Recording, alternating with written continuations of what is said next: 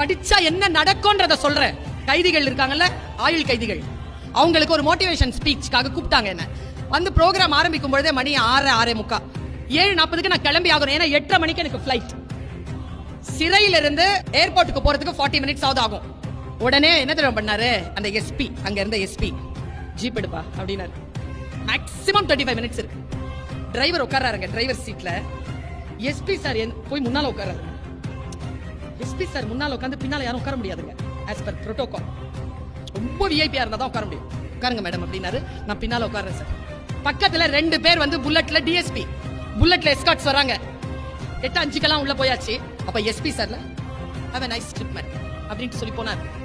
அப்ப டிஎஸ்பி அவருடைய கேடர் என்னன்னு தெரியல, முத்துப்பாண்டின்னு ஒரு போலீஸ் ஆபீசர். அவர் மேம் ஒரே நிமிஷம் மேம் அப்படின்னாரு. சார் இந்த காட்சி இல்ல மேடம், இதை நான் என் மகளுக்கு சொல்ல போறேன் மேடம். என்னது சார்? நீங்க யாரு மேடம்?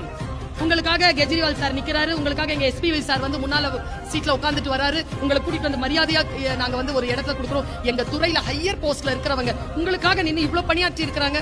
நீங்க யாருன்னு யோசிச்சு பார்த்த மேடம், நீங்க யாருமே இல்ல மேடம், உங்களுக்காக இல்ல மேடம் இந்த மரியாதை, நீங்க படிச்ச படிப்புக்கு தான் மேடம் இந்த மரியாதை.